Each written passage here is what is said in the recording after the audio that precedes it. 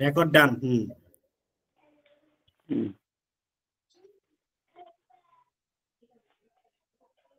আচ্ছা, আমার স্ক্রিন কি দেখা যাচ্ছে? হ্যাঁ, স্পষ্ট দেখা যাচ্ছে। জি স্যার। ওকে ওকে, তাহলে আমরা যেহেতু গতদিন work effectively in Tibet environment sector এটা পড়ছিলাম, এটা নিয়ে আমরা আজকে একটু কনফিউশনে আছি, সবাই পড়াশোনা ওইভাবে করতে পারি নাই। তো আমরা আজকে occupational health and safety in environment, CVT environment, এই টপিক, এই ইউনিট অফ কম্পিটেন্সি নিয়ে আলোচনা করব। এই দুইটা যখন শেষ হয়ে যাবে, আমি প্রথম দিনে আপনাদেরকে একটা কথা বলছিলাম যে আমরা প্রত্যেকটা সিবিএলএম শেষ হলে আমরা রিভিউ তো হবেই, পাশাপাশি অ্যাসেসমেন্টে দিব। তো যেহেতু প্রথমটাই আমরা অ্যাসেসমেন্ট দিইনি বা নিচ্ছি না, যে আমাদের একটু গ্যাপ আছে, সেকেন্ডের অর্থাৎ শেষ হয়ে গেলে এই দুইটা মিলে একটা অ্যাসেসমেন্ট নিব, এবং এই অ্যাসেসমেন্টে প্রত্যেকেই অংশগ্রহণ করতে হবে, ঠিক আছে? তাইলে আমরা শুরুতেই বলতেছি যে ওয়াশ, তাই না?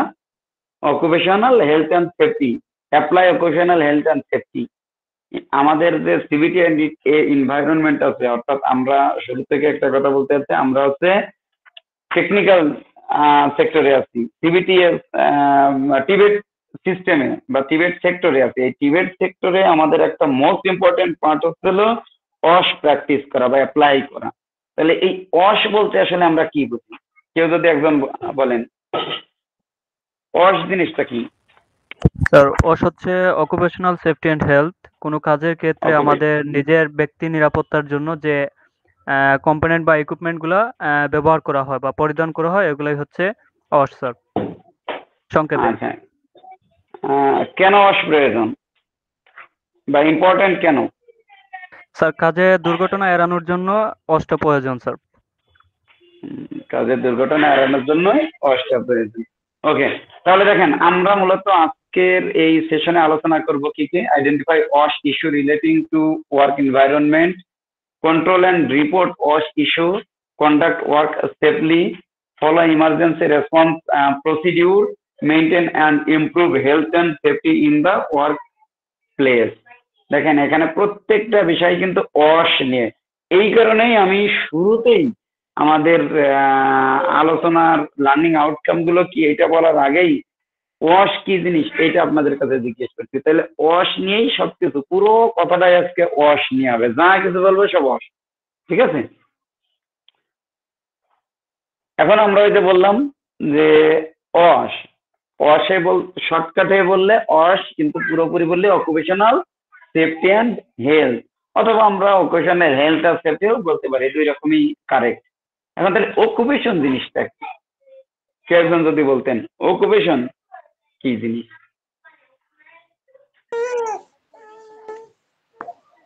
হ্যাঁ সখী বলেন। অকুপেশন বলতে তো আমরা পেশাগত যেটা এটা বুঝি। অকুপেশন বলতে পেশা, তাই তো? আচ্ছা, সেফটি? স্যার, নিরাপত্তা। নিরাপত্তা। হ্যাঁ, হেলথ?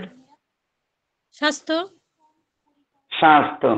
তার মানে কি এই তিনটাকে যদি আমি এক করি তাহলে জিনিসটা কি দাঁড়ায়? পেশাগত স্বাস্থ্য নিরাপত্তা বা পেশাগত নিরাপত্তা ও স্বাস্থ্য, তাই না? জি স্যার। হ্যাঁ, এটা তো বাংলা অর্থ গেল, এই তিনটার বাংলা অর্থ গেল। এবার তাহলে ওশ বলতে আসলে কি বুঝি?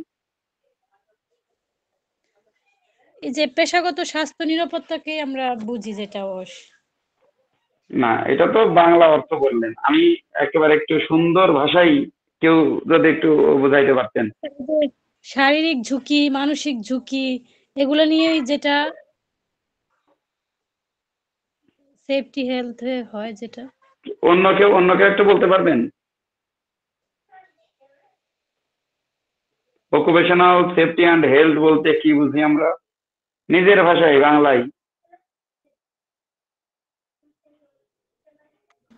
স্যার, কর্মক্ষেত্রে বা কাজের জায়গাতে আমরা সুস্থভাবে হ্যাঁ হ্যাঁ এবং হচ্ছে। দুর্ঘটনা বা বিপদের সম্ভাবনা থেকে বেঁচে থাকার জন্য যে যে পদক্ষেপ নিতে পারি এটাই। যে নিরাপত্তা ব্যবস্থা গ্রহণ হ্যাঁ। করতে পারি সেটাই হচ্ছিল জি। অস, তাই না? হ্যাঁ, জি। এটাই।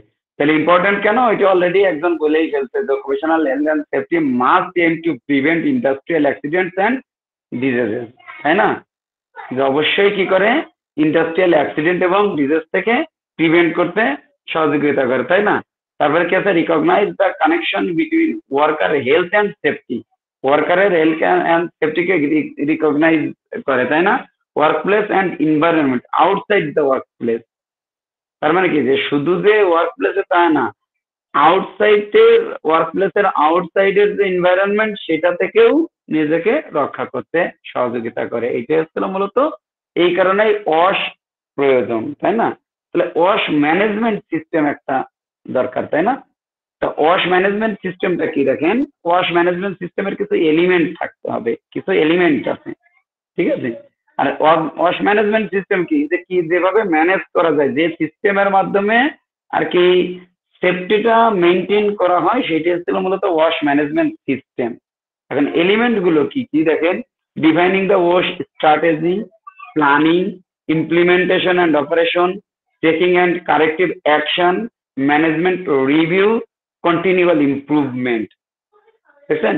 তার মানে প্রথমে কি বলতেছে, যে ওয়াশ স্ট্র্যাটেজিটাকে ডিফাইন করতে হবে, এরপরে কি করতে হবে, প্ল্যানিং করতে হবে, এরপরে ইমপ্লিমেন্টেশন আর অপারেশন, যে প্ল্যানিং করলাম, ডিফাইন করলাম, প্ল্যানিং করলাম না, শুধু এই পর্যন্ত করলেই হবে না, ওইটা ইমপ্লিমেন্টেশনে যাইতে হবে এবং অপারেশনে যাইতে হবে।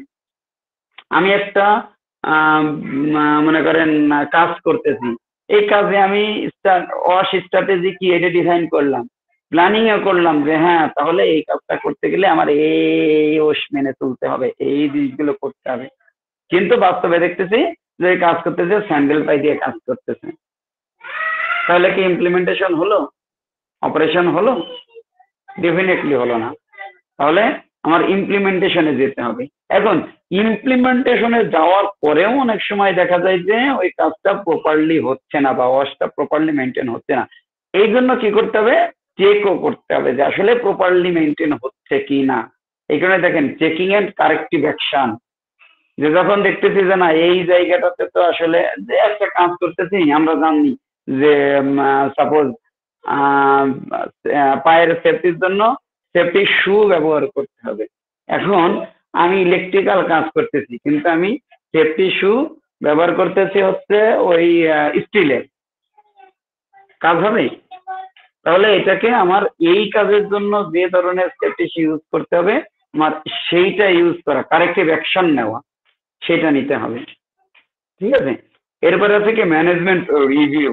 এরপরে ব্যাপারটা হচ্ছিল যে এইটা যে একদিন আমরা মানে এই যে এটা সঠিকভাবে হচ্ছে কিনা এইটাও রিভিউ করতে হবে, এই যে ম্যানেজমেন্টটা সঠিকভাবে হচ্ছে কিনা এটা রিভিউ করতে হবে। সর্বশেষ যেটা ধাপ সেটা হচ্ছিল কন্টিনিউয়াল ইমপ্রুভমেন্ট, যে এইটা যে আমি একদিনের জন্য করলাম ব্যাপারটা এটা না, এইটা কন্টিনিউয়াসলি চলবে এবং ক্রমশ এটা ইমপ্রুভ করতে হবে। আজকে যেই জিনিসটা ব্যবহার করতেছি, যেই কোয়ালিটির জিনিস ব্যবহার করতেছি, কালকে আরো ভালো কোয়ালিটির জিনিস ব্যবহার করব। আজকে দেখা যাচ্ছে যে 100% সবাইকে প্রপারলি ইউজ করতে দিতে পারতেছি না বা করতে পারতেছে না, যেন 2 দিন পরে সবাই প্রপারলি ইমপ্রুভ করতে পারে, মানে ক্রমশ যেন ইমপ্রুভ হয়, কন্টিনিউয়াস থাকে। এইটাই হচ্ছিল মূলত ওয়াশ ম্যানেজমেন্ট সিস্টেম, সিস্টেমের এটা একটা এলিমেন্ট, এইগুলো এলিমেন্ট। এখন আমরা যদি এটা গেল এলিমেন্ট, এরপরে প্রসেস যদি বলি, প্রসেসটা কি দেখেন, তাহলে আমাদের কয়েকটা প্রসেস মেনে কিন্তু ওয়াশ ম্যানেজমেন্ট করতে হবে। প্রথম হচ্ছিল identify the Hazard, assessing associated risk, taking action to mitigate risk, monitoring the effectiveness. এই 4টে জিনিস আমার, এই 4টে প্রসেস মেনটেন করতে হবে যদি ওয়াশ ম্যানেজমেন্ট করতে হয়। প্রথমটা কি, আইডেন্টিফাইং হ্যাজার্ড, তারপরে কি অ্যাসেসিং অ্যাসোসিয়েটেড রিস্ক, 3 নম্বরে কি বলেছে taking action to mitigate risk, তারপরে মনিটরিং দ্য ইফেক্টিভনেস। ব্যাপারটা কি, দেখেন এইটা বলতে গেলে আমাদের কয়েকটা জিনিস চলে আসে, এইটা ডিটেলস বলতে গেলে কয়েকটা জিনিস চলে আসে। সেই জিনিসগুলো একটু যদি বলে পরে আমি আবারও এই স্লাইডে চলে আসবো। প্রত্যেকটা জিনিসের সাথে দেখেন একটা জিনিস খেয়াল করেন, এটা ডিটেলস আমি বলবো, তার আগে ওই স্লাইডটা একটু বলে আসি। সেটা হচ্ছে এখানে দেখেন বলছে রিস্ক হ্যাজার্ড, এরকম কিছু কথা বলছে। রিস্ক বলতে কি বোঝায় একটু কেউ যদি বলতেন, হোয়াট ইজ রিস্ক? স্যার, অনাকাঙ্ক্ষিত ঘটনা ঘটার সম্ভাবনা। অনাকাঙ্ক্ষিত ঘটনা ঘটার সম্ভাবনা, এটা ছিল রিস্ক, তাই তো? এক্স্যাক্টলি, সুমাইয়া বললেন না? জি স্যার। আচ্ছা, সেটাই possibility of an undesirable outcomes or event occurring, তাই না? ওই যে কথাটা বললো দেখেন সেই কথাটাই বলছে, পসিবিলিটি, সম্ভাবনা। অনাকাঙ্ক্ষিত যে কোনো একটা ঘটনা ইভেন্ট ঘটার যে সম্ভাবনা সেটাই হচ্ছে না risk. Uncertainty about the future and can result in a loss, harm or other negative consequences. দেখেন স্লাইডে অনেক কিছুই থাকবে, বাট আমি এই স্লাইডের ডিটেলস ওইভাবে কথা বলবো না, আমি আপনার আন্ডারস্ট্যান্ডিংটাই বুঝতে চাইবো। যেমন সুমাইয়া যে কথাটা বলছে একেবারে শর্টে, এটাই কিন্তু আমার রিস্কের সম্বন্ধে আলোচনায় যথেষ্ট, আর কিচ্ছু লাগে না, তাই না? তো আমরা যদি উদাহরণ দিই, দেখেন যে এই ব্যক্তিটা রাস্তা দিয়ে হেঁটে যাচ্ছে, তাহলে এর রিস্কটা কি বলেন তো? সুমাইয়া বাদে অন্য কেউ বলেন। স্যার, রাস্তা দিয়ে হাঁটার সময় সে গাড়ির নিচে চাপা পড়তে পারে বা এই ধরনের কোনো দুর্ঘটনা ঘটতে পারে। হ্যাঁ, এটা তার জন্য গাড়ির risk। নিচে চাপা পড়তে পারে। দেখেন এখানে কিন্তু কথাটা কিন্তু এরকম, চাপা পড়বে এই কথা কিন্তু বলা যাবে না। রিস্ক জিনিসটা হচ্ছিল সম্ভাবনা, পড়তে পারে, ব্যাপারটা বুঝছেন? আচ্ছা, এখানে আমরা কেয়ার গিভিং আছি কে কে?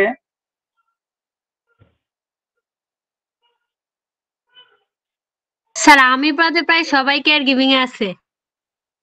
আচ্ছা, সুখী, আপনি বলেন তো আপনার অকুপেশনে একটা রিস্ক বলেন তো। স্যার হ্যাজার্ড রিস্ক বলেছি আমি, রিস্ক। স্যার একটা কর্মক্ষেত্রে যদি যদি মনে করেন একটা কর্মক্ষেত্রে আমি আছি, ওইখানে যে কোনো মুহূর্তে যে কোনো একটা দুর্ঘটনা ঘটতে পারে, যেমন আগুন লাগা বা ইলেকট্রিসিটি। আমি বলেছি, আমার কথা আপনি বুঝছেন, আপনার অকুপেশনে একেবারে স্পেসিফিক করে কিন্তু আমি বলছি যে কেয়ার গিভিং এ আপনার অকুপেশনের একটা রিস্ক আপনি অ্যাসেস করেন।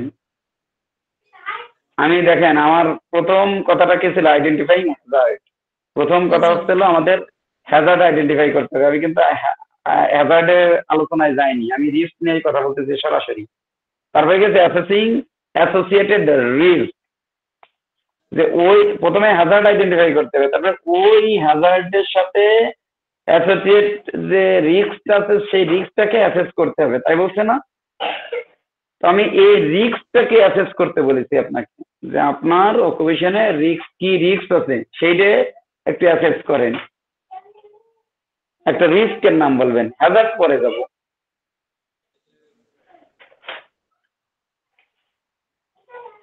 বলতে পারবেন?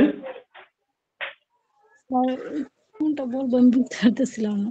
আচ্ছা, মৃদুলা, আপনি কোন অকুপেশনে?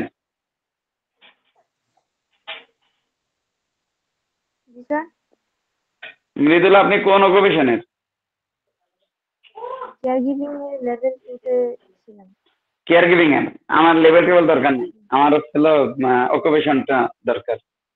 আপনার অকুপেশনের একটা রিস্কের নাম বলেন তো, একটা রিস্ক বলেন তো।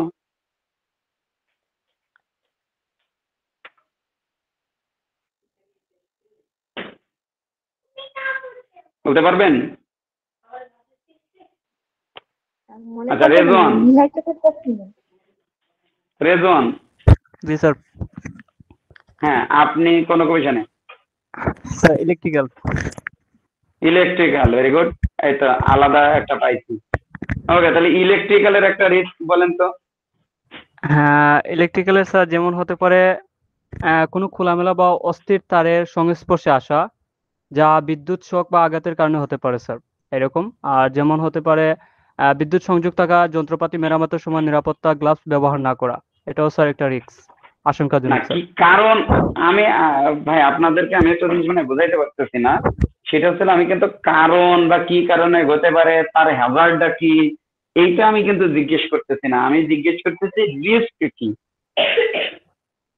যেমন এই যে আপনার ইলেকট্রিক্যালের ক্ষেত্রে আমি যদি উদাহরণ দিই, যে শর্ট সার্কিট হতে পারে, শক লাগতে পারে, দেখেন কিসের মাধ্যমে তা কিন্তু আমি বলতেছি না, আমি হ্যাজার্ডটা কি তা বলতেছি না, কি হতে পারে সেটাই হচ্ছে রিস্ক। শর্ট সার্কিট হতে পারে, এটা একটা রিস্ক। অজ্ঞান, ওই যে আপনাদের ইসের ক্ষেত্রে যেটা বলতেছে ওই কেয়ার গিভিং এ অজ্ঞান হয়ে যেতে পারে, তাই না, এইটা হচ্ছে রিস্ক। মাধ্যম টাধ্যম সব পরে যাবে, ওইসব আমি পরে কথা বলবো এটা নিয়ে। হতে পারে, যেমন আমি এই যে উদাহরণটা দেখাচ্ছি আপনাদের সামনে যেটা দিচ্ছি, যে অ্যাক্সিডেন্ট হতে পারে, সেটা গাড়ির সাথে হইলো, নাকি মোটরসাইকেলের সাথে হইলো, নাকি ট্রেনের সাথে হলো, নাকি ওই যে ল্যাম্প পোস্ট মাথার উপরে পড়লো, এটা তো বলতেছি না, হতে পারে এটা বলতেছি, অ্যাক্সিডেন্ট হতে পারে। ব্যাপারটা ক্লিয়ার? জি স্যার, যেটা যদি সম্ভাব্য ক্লিয়ার স্যার। থেকে থাকেন, হ্যাঁ সম্ভাবনা হতে পারে। এই যে আমি চেয়ারে বসে আছি, আমি এই মুহূর্তে চেয়ারে বসে আমি কথা বলতেছি, তাহলে কি আমার এই চেয়ারটা যে কোনো মুহূর্তে ভেঙে পড়তে পারে, এইটা হচ্ছে রিস্ক। আমার মাথার উপরে একটা ফ্যান আছে, এই ফ্যানটা যে কোনো সময় আমার মাথার উপরে পড়তে পারে, এই যে সম্ভাবনা, এইটাই হচ্ছে রিস্ক। ঘটতে পারে, বারবার করে বলতেছি যে ঘটতে পারে, এটা হচ্ছে রিস্ক। এখন রেজওয়ান বলেন তো আপনি কোন অকুপেশনের? রেজওয়ান, সরি তানজিনা, তানজিনা সরি, রেজওয়ান তো বললেন, তানজিনা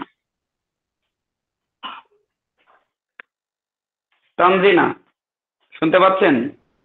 জি স্যার, কেয়ার গিভার। হ্যাঁ, আচ্ছা কেয়ার গিভার, আপনি কেয়ার গিভিং এর একটা আপনার অকুপেশনের একটা রিস্ক বলেন।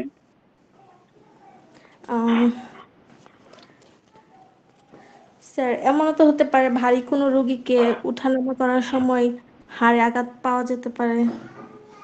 হ্যাঁ হ্যাঁ হ্যাঁ, বলেন বলেন। ভারী কোনো রোগীকে উঠানামা করার সময় হাড়ে আঘাত পাওয়া যেতে পারে, বা সংক্রামক রোগী হলে ওখান থেকে সংক্রামক ছড়ানোর রিস্ক থাকতে পারে।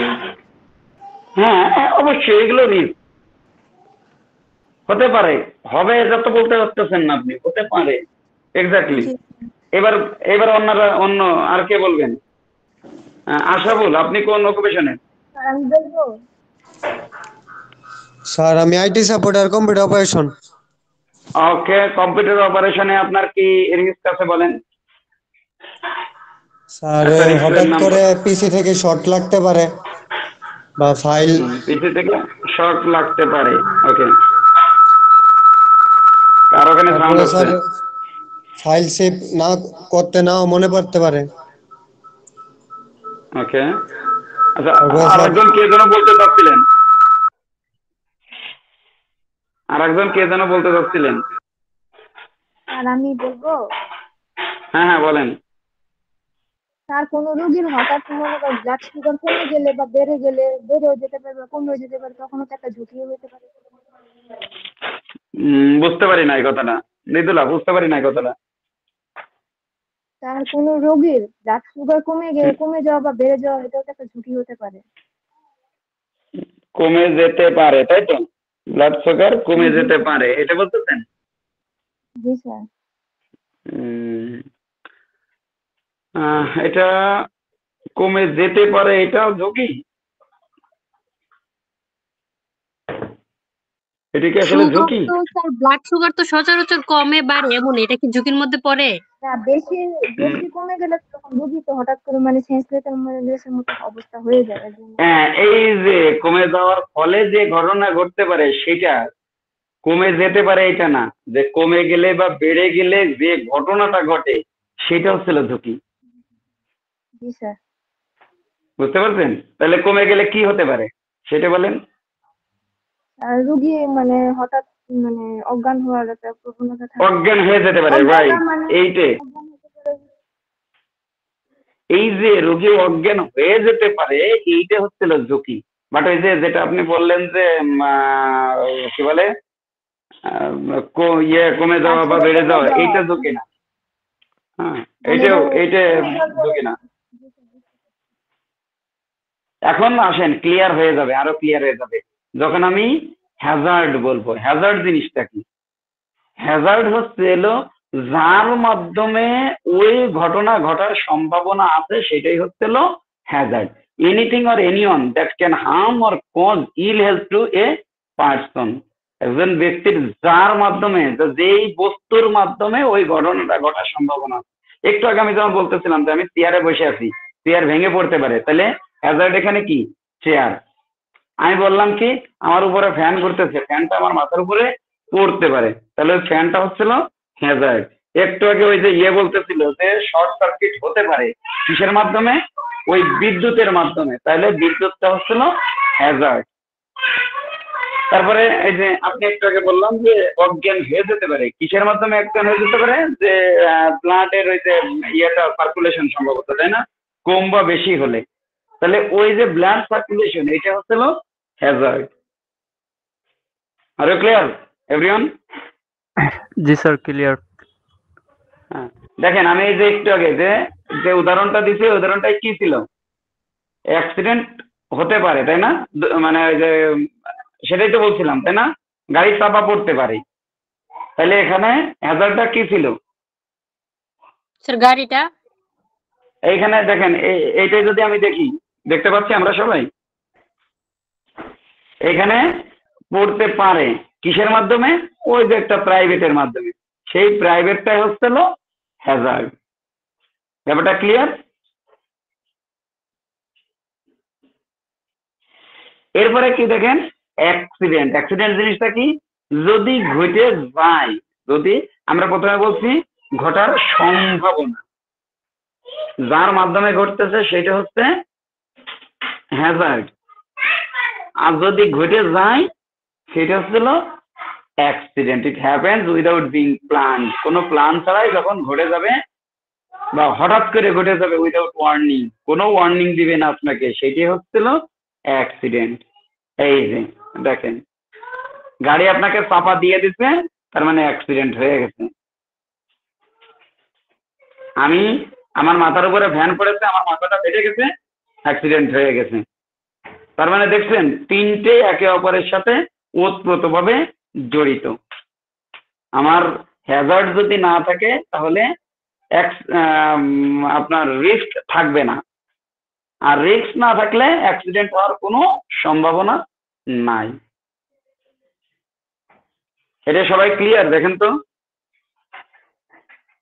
হ্যাজার্ড, রিস্ক এবং অ্যাক্সিডেন্ট সবাইকে ক্লিয়ার? জি স্যার। এখন কেউ একজন পুরো আপনার অকুপেশনের একটা রিস্ক বলে, সেই রিস্কের কি হ্যাজার্ড আছে এবং কি অ্যাক্সিডেন্ট হতে পারে, অ্যাক্সিডেন্টটা কি, এটা একটু ক্লিয়ার করেন আমার সামনে।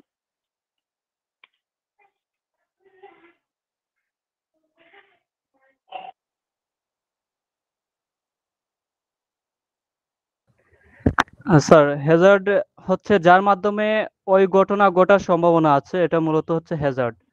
আর আপনি সাপোজ উদাহরণ দেন, উদাহরণ জি, উদাহরণ যদি দেওয়া হয়, জি স্যার বলি। ওকে। সাপোজ দ্যাট ধরেন মেঝেতে তেল পড়ে আছে, এখন এই জায়গায় তেল পড়ে আছে, কিন্তু ওইটা স্যার হচ্ছে একটা রিস্ক, কারণ মেঝেতে তেল পড়ে আছে। এখন এটার উপর দিয়ে যদি কেউ যায়, তাহলে এটাতে স্লিপ করেও হয়তো অ্যাক্সিডেন্ট বা দুর্ঘটনা ঘটতে পারে। আচ্ছা, রেজন যে উদাহরণটা দিল, এটা ঠিক আছে না ভুল আছে, কেউ একজন একটু বলেন। স্যার তেল পড়ে আছে, এটা রিস্ক না, কিন্তু তেলের মধ্যে স্লিপ করেছে, পড়ে যাওয়ার সম্ভাবনা, ওইটা হচ্ছে রিস্ক। আবারও বলেন, আমি বুঝি নাই কি বললেন, আবার একটু বলেন। ভাইয়া যে কথাটা বলছে যে তেল পরে আছে ওইটা হচ্ছে রিস্ক, স্যার ওইটা রিস্ক না। তেল পরের মাধ্যমে যে স্যার কেউ পাড়া দিয়ে বা স্লিপ করে পড়ে যাওয়ার যে সম্ভাবনা, ওইটা হচ্ছে রিস্ক। হুম, ওইটা হচ্ছিল রিস্ক। তাহলে এখানে হ্যাজার্ড কি? স্যার হ্যাজার্ডটা হচ্ছে তেল, কারণ তেলের মধ্যে পাড়া দিয়ে সে পড়ে গেছে। এক্স্যাক্টলি, এইটাই হচ্ছিল। রেজন বুঝতে পারছেন? সুমাইয়া বলছিলেন না? সুমাইয়া? জি স্যার। হ্যাঁ, এই যে সুমাইয়া যেটা বললো যে তেলটা হচ্ছে হ্যাজার্ড, আর তেল পড়ে থাকার কারণে যে স্লিপ করতে পারে এইটা হচ্ছে রিস্ক, আর স্লিপ করে পড়ে গেছে এটা কি? অ্যাক্সিডেন্ট। এটা কি সবাই ক্লিয়ার হয়েছেন বলেন তো? হ্যাজার্ড, রিস্ক এবং অ্যাক্সিডেন্ট। জি স্যার। আরেকজন আরেকটা উদাহরণ দেন, আপনাদের অকুপেশনের আরেকজন আরেকটা উদাহরণ দেন। স্মৃতি, আপনি একটা উদাহরণ দিয়ে উদাহরণ দেন, তিনটেরই যেন কভার করে।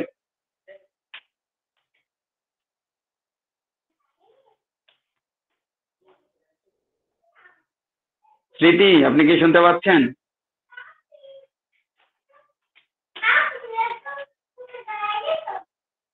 স্মৃতি আছেন? ওকে, নেই মনে হয়। ওকে, নির্মল।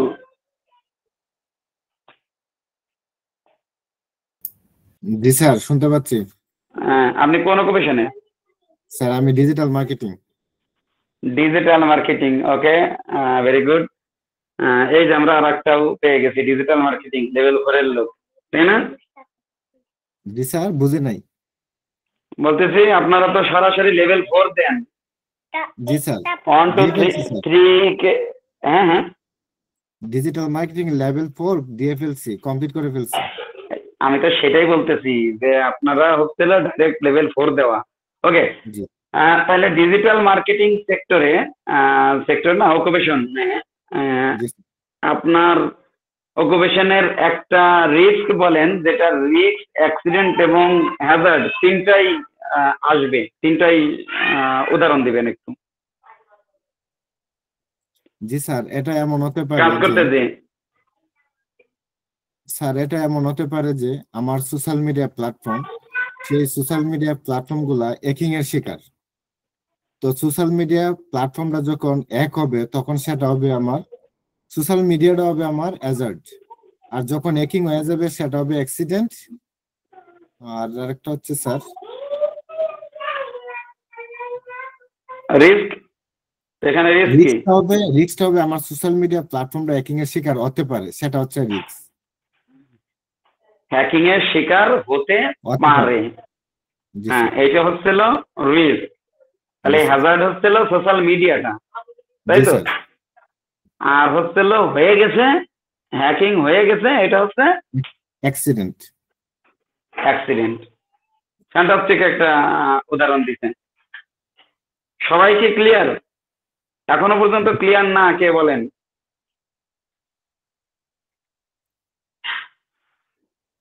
স্যার এইখানে তাহলে কি হ্যাজার্ডটা হচ্ছে হ্যাক? না, হ্যাজার্ডটা হ্যাক না, যে জিনিসটা হচ্ছে স্যার এটা হ্যাকও বলতে পারি, হ্যাঁ হ্যাকিং বলতে পারি, আমরা হ্যাকিং বলতে পারি, রাইট? হ্যাকিং এর মাধ্যমে হচ্ছে, তাই না? হ্যাঁ এক্স্যাক্টলি, হ্যাকিংটাই হচ্ছিল হ্যাজার্ড। হ্যাঁ, আবার সাধারণত হ্যাজার্ড তো কোনো একটা বস্তু বিশেষ হয়, এখানে একটা ব্যাপার আছে, ঠিক আছে? এর জন্য এটাকে ডিরেক্টলি আমরা কনফিউজ হয়ে গেলাম, তাই জিজ্ঞেস করলাম আবার। হ্যাঁ হ্যাঁ, বুঝতে পারছি আপনার কথা।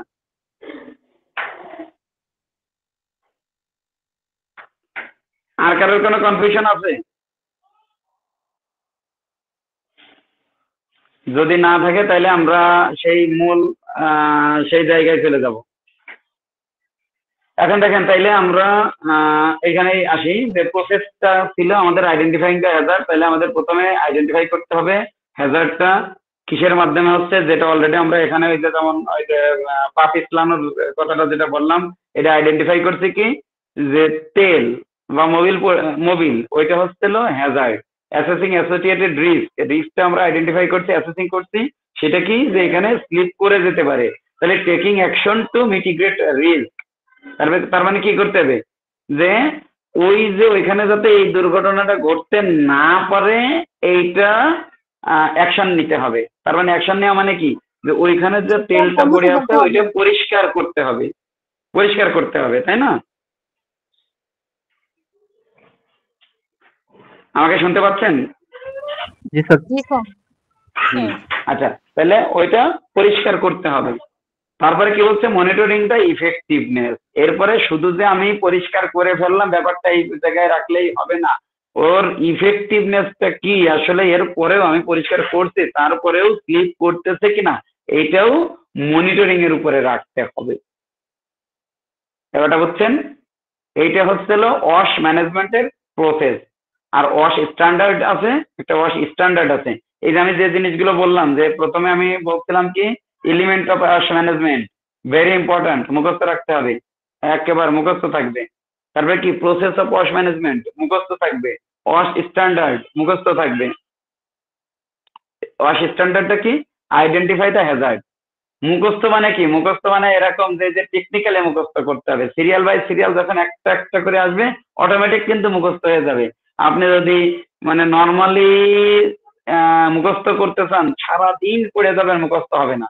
কিন্তু সিস্টেমেটিক হয়েছে, যে আমি যদি এইভাবে বলি যে সর্বপ্রথম আমার কাজ করতে হবে কি, হ্যাজার্ডটাকে আইডেন্টিফাই করতে হবে। হ্যাজার্ড আইডেন্টিফাই করে ওই হ্যাজার্ডের মাধ্যমে কি রিস্ক আছে সেটি অ্যাসেস করতে হবে। এবারে রিস্কটাকে মিটিগ্রেট করতে হবে, এরপরে ওইটা মনিটরিং করতে হবে। দেখেন এইভাবে যদি মনে রাখি, মুখস্থ কি আর করা লাগবে? এখানে মুখস্থ হয়ে যাচ্ছে না, নতুন করে কিছু মুখস্থ করা লাগবে বলেন তো?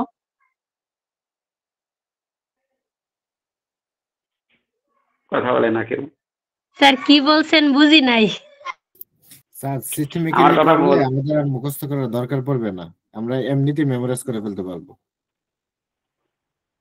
এইটাই, যে এমনি এই যে টেকনিক্যালি যদি মনে রাখি যে আমার ওয়াশ ম্যানেজমেন্টের জন্য আসলে কি কি প্রসেস মেনটেন করতে হবে, এটা যদি আমি মেমোরি মানে মুখস্থ না করে যদি একটু টেকনিক্যালি চিন্তা করি, যে প্রথমে আমার হ্যাজার্ডটাকে আইডেন্টিফাই করতে হবে, ওই হ্যাজার্ডের মাধ্যমে কি রিস্ক হতে পারে এটা অ্যাসেস করতে হবে। এরপরে কি, যে তাহলে রিস্কটা যাতে বন্ধ করা যায় তার জন্য কি ব্যবস্থা গ্রহণ করতে হবে। এরপরে ব্যবস্থা গ্রহণ করছে, তারপরেও রিস্ক মানে কোনো অ্যাক্সিডেন্ট হচ্ছে কিনা এটা মনিটরিং করতে হবে। দেখেন এইভাবে যদি আমি মনে রাখি তাহলে কি এটা আলাদাভাবে মুখস্থ করার দরকার আছে? এটাই বলতে চাচ্ছি, ব্যাপারটা বুঝতে পারছেন? জি স্যার বুঝতে পারছি। হ্যাঁ, এবার দেখেন ওয়াশ স্ট্যান্ডার্ড। স্ট্যান্ডার্ড কি, identify the Hazard, clean the area close to the Hazard. প্রথমে কি বলতেছে, ওয়াশ স্ট্যান্ডার্ডে বলতেছে আইডেন্টিফাই দ্য হ্যাজার্ড, আগে হ্যাজার্ডটাকে আইডেন্টিফাই করতে হবে, তারপরে হ্যাজার্ডের যে এরিয়া আছে ওই এরিয়াটাকে ক্লিন করতে হবে যাতে কোনো রিস্ক ক্রিয়েট না হয়। তারপরে কি, partition the Hazard of or clearly identify the area to protect other people from harm. দেখেন এখানে অপশন দিছে যে হয় পার্টিশন দিয়ে দিতে হবে অথবা ক্লিন করে ফেলতে হবে, এমন ভাবে করতে হবে যেন ওই হ্যাজার্ডের মাধ্যমে কেউ ক্ষতিগ্রস্ত না হতে পারে। If the hazard is easily and safely cleaned then do so. এরপরে কি বলতেছে, যে যদি এটা সেফলি এবং ইজিলি রিমুভ হয় বা ক্লিন হয় তারপরে আপনি কাজ শুরু করেন। তার মানে কি, ওয়াশ স্ট্যান্ডার্ডটা মেনটেন করতে হবে কখন, কাজ শুরু করার আগে।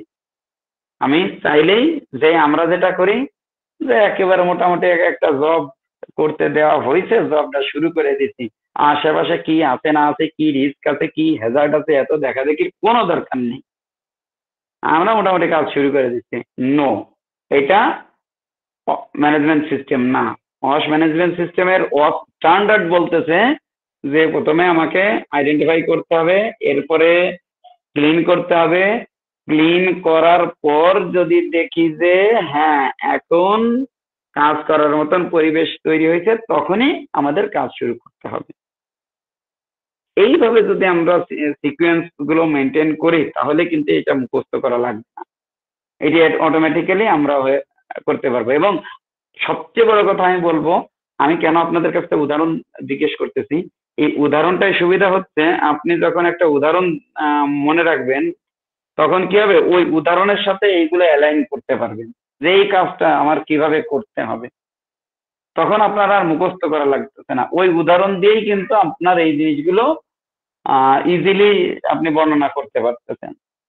ঠিক আছে,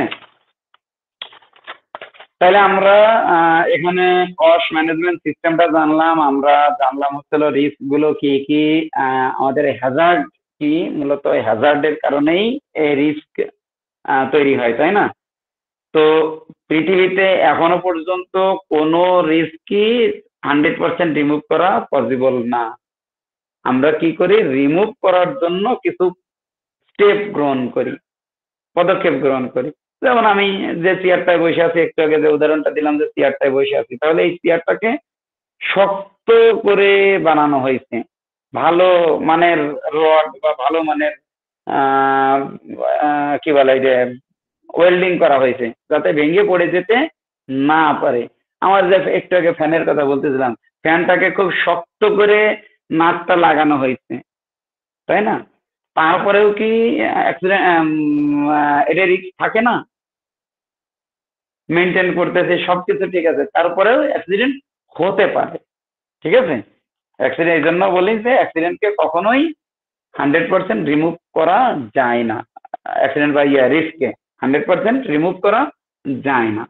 ঠিক আছে, তো এই যে হ্যাজার্ডের কথা বলতেছি, হ্যাজার্ড কিন্তু অনেক ধরনের হ্যাজার্ড আছে। আমরা যদি একটু দেখি যে কয় ধরনের হ্যাজার্ড আছে, আমরা কি জানি কয় ধরনের হ্যাজার্ড আছে? হ্যাজার্ড মূলত কি টাইপস অফ হ্যাজার্ড, যে biological, physical, ergonomic, chemical, psychosocial. এটা অনেকে সাইকোলজিক্যাল বলে, সাইকোলজিক্যাল না কিন্তু সাইকোসোশ্যাল। ঠিক আছে, মূলত এই হ্যাজার্ড গুলোই আমাদের সাধারণত দেখা যায়। এর বাইরে আরো আপনারা অনেকগুলো হ্যাজার্ড বলবেন, ইলেকট্রিক্যাল হ্যাজার্ড, এই হ্যাজার্ড, সেই হ্যাজার্ড, হ্যাঁ, এইগুলো সব এর মধ্যে চলে আসে। যেমন ইলেকট্রিক্যাল হ্যাজার্ড যেটা, সেটা কিন্তু আলটিমেটলি ফিজিক্যাল হ্যাজার্ডের মধ্যে চলে আসে। ক্লিয়ার? তাহলে আমাদের এই 5 ধরনের হ্যাজার্ড আছে। এখন এই 5 ধরনের হ্যাজার্ডের সম্বন্ধে বায়োলজিক্যাল হ্যাজার্ডটা কি একটু কেউ যদি বলতেন, বায়োলজিক্যাল হ্যাজার্ড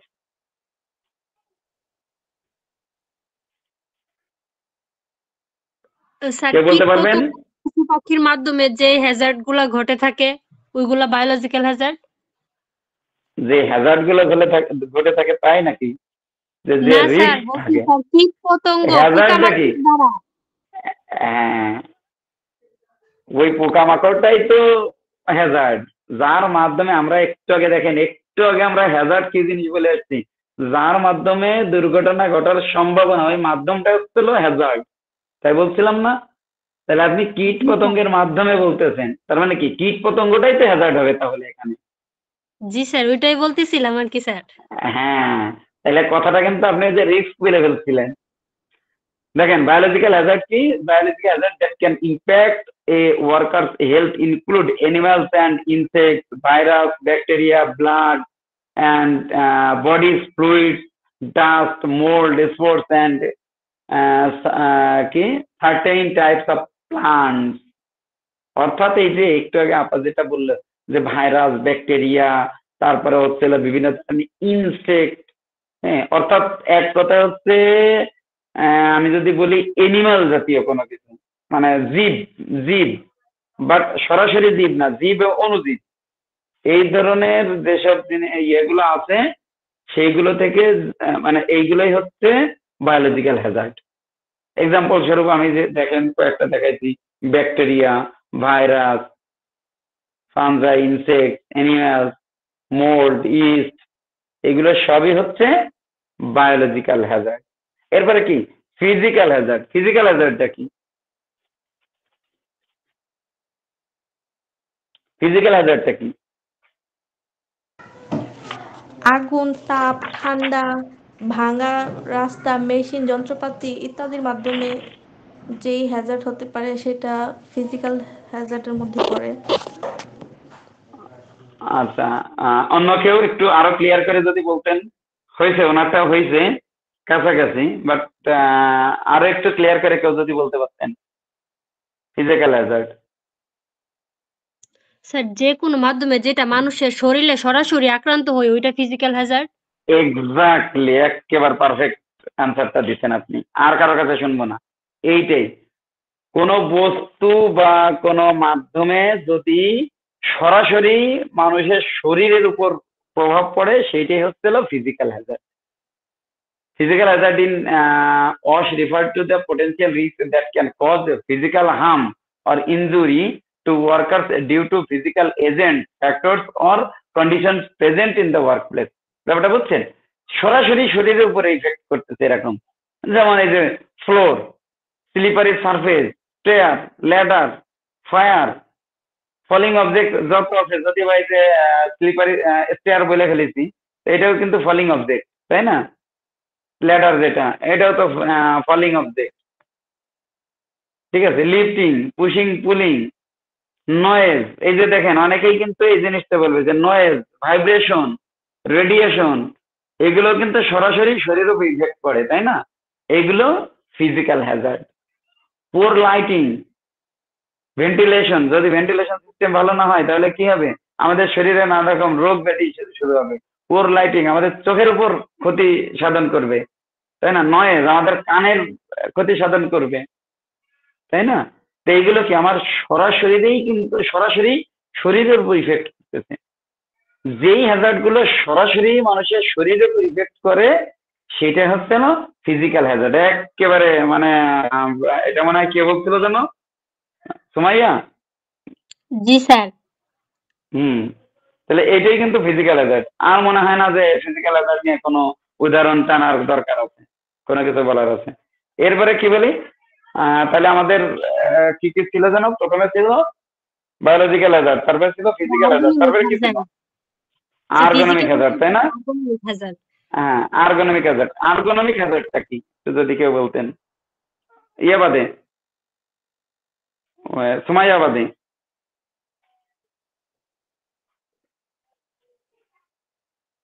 আর্গোনমিক হ্যাজার্ড, আচ্ছা সুমাইয়া বলেন তো, অন্য কেউ বলতে পারতো না। সুমাইয়া আপনি বলেন তো আর্গোনমিক হ্যাজার্ডটা কি? মনে হতো স্যার বিভিন্ন উপাদান বা ডিজাইনের মধ্যে কোনো সমস্যা হলে ওইটা হচ্ছে আর্গোনমিক হ্যাজার্ড। আচ্ছা, এইটা আরো একটু ক্লিয়ার করে কেউ যদি বলতে পারেন। অনেকটা ঠিক আছে, কথাটা ঠিক আছে, আরো যদি একটু ক্লিয়ার করে বলতে পারেন।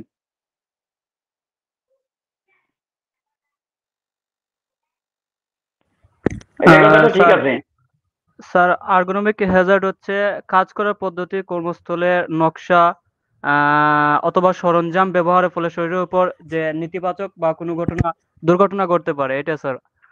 আপনারা তো বইয়ের ভাষায় অ্যাপ্লাই করতেছেন রে ভাই, বইয়ের ভাষা পাচ্ছি না আমি। আমরা তো হুবহু ওই যে সেই বইয়ের যে কথাটা বলা আছে বা হলো আর্গোনমিক হ্যাজার্ডের সংজ্ঞা কি আছে তাই বলতেছেন, আমি তো সংজ্ঞা পাচ্ছি না। আমি চাচ্ছি হচ্ছিল জিনিসটা কি বোঝা, কি বোঝেন, ওইটার দ্বারা যে কথাটা বললেন এটার দ্বারা কি বুঝলেন তাই।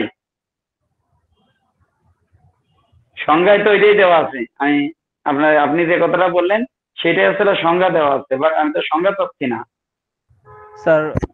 অনেক সময় স্যার আমরা সাপোজ দ্যাট আমরা কোনো চেয়ারে বসে আছি, যখন বসে থাকার কারণে আমাদের অনেক সময় ওঠার সময় হঠাৎ করে যখন আমরা উঠি বসা থেকে, তখন আমরা হয়তো মাজাতে একরকম ব্যথা অনুভব করি। স্যার এই ব্যথাটাই হচ্ছে আর্গোনমিক হ্যাজার্ড স্যার। এই ব্যথাটা হচ্ছিল আর্গোনমিক হ্যাজার্ডের কারণে ঘটতেছে। হ্যাঁ, এইটা আর্গোনমিক হ্যাজার্ড না, এই ব্যথাটা আর্গোনমিক হ্যাজার্ড না, আর্গোনমিক হ্যাজার্ডের কারণে এটা ঘটতেছে, তাই না? মানে স্যার আর্গোনমিক হ্যাজার্ডটা হচ্ছে স্যার কোনো কাজ বা কর্মস্থলের জন্য যে পরিবেশটা ডিজাইন করা হয় ওই পরিবেশটার মাধ্যমে যে মানুষের ক্ষতি হয় ওইটাই আর্গোনমিক। হ্যাঁ, কিন্তু ওইটাই সেটাই আর কি, ওইটা যেটা বললেন ওইটাই ঠিক আছে, বাট আমি আরো স্পেসিফিকলি জানতে চাচ্ছিলাম আপনাদের কাছ থেকে। ওকে, আমি বলি শোনেন, আপনারা যেটা বলতেছেন যে ওই যে সেটআপ বা ডিজাইন যদি এদিক ওদিক হয়ে যায় তাহলে শরীরের যে অঙ্গ প্রত্যঙ্গের উপর যে প্রভাব পড়ে ওইটাই হচ্ছে আর্গোনমিক হ্যাজার্ড। আমি এই অঙ্গ প্রত্যঙ্গের কথাটা আপনাদের মুখ থেকে আনতে চাচ্ছিলাম। আর্গোনমিক অর্গান থেকে আসছে কথাটা, অর্গান, অর্গান তো আমরা জানি, অর্গান মানে কি? অর্গান কি জিনিস? অঙ্গ প্রত্যঙ্গ না? হ্যাঁ, তো সেখান থেকেই অর্গানমিক কথাটা আসছে, ওটা বুঝছেন? আমি এইটাই আপনাদের কাছ থেকে জানতে চাচ্ছিলাম যে দেখেন এখানে বলছে ergonomic hazard are risks in the workplace or other environment that arise due to poor design or setup of task, equipment or spaces. এটা তো বলতেছে হ্যাজার্ড, এই জিনিসগুলো হলো হ্যাজার্ড। কিন্তু এই হ্যাজার্ডের এই জন্য একেবারে ক্লিয়ারলি বোঝার জন্য যে এই যে মানে পুয়ার ডিজাইন বলেন বা সেট আপ বলেন বা এই যে ইকুইপমেন্ট স্পেস যদি সঠিকভাবে না সেট আপ করা হয়, তাহলে এটা সরাসরি যে শরীরের বিভিন্ন অঙ্গ প্রত্যঙ্গের উপর প্রভাব ফেলে, সেটাই হচ্ছিল আর্গোনমিক হ্যাজার্ড। আমি যে উদাহরণটা দিচ্ছি দেখেন এখানে যে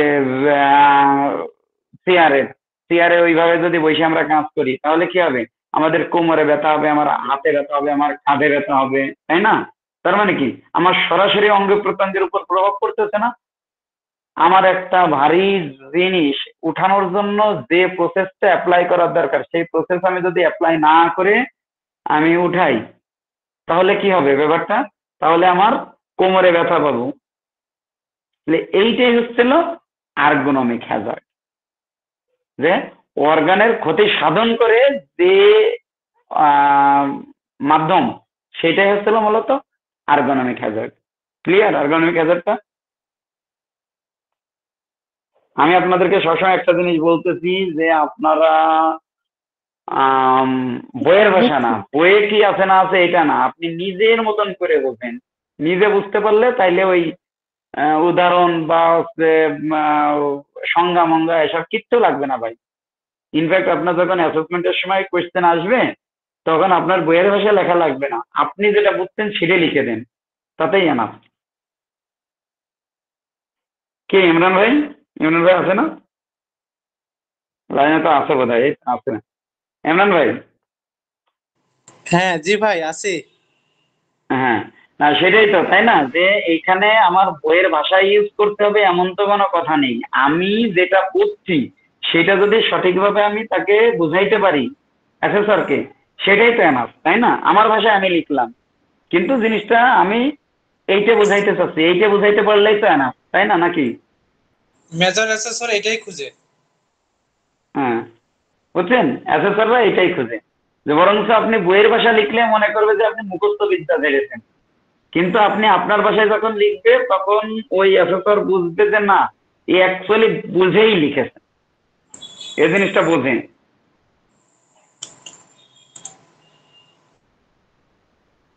ওকে, তাহলে বুঝতে পারছেন বিষয়টা? তাহলে আর্গোনমিক হ্যাজার্ড গেল, এরপরে আর কি আছে? আর কোন হ্যাজার্ড আছে? Sir chemical hazard. Chemical hazard. Chemical হ্যাজার্ডটা কি?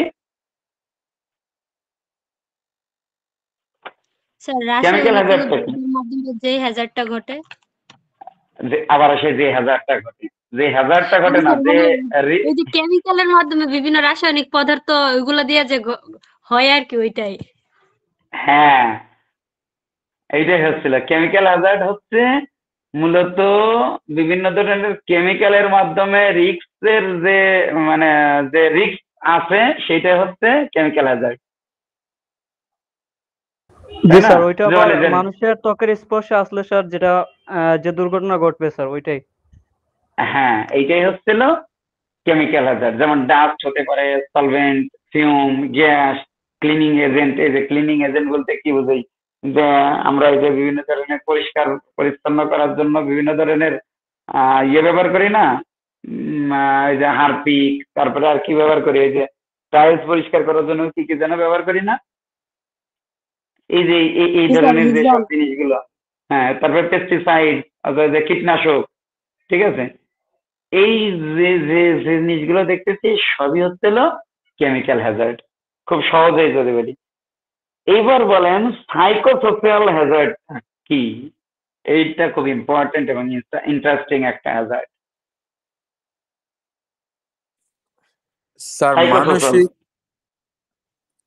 স্যার মানসিক কোন দুর্ঘটনা?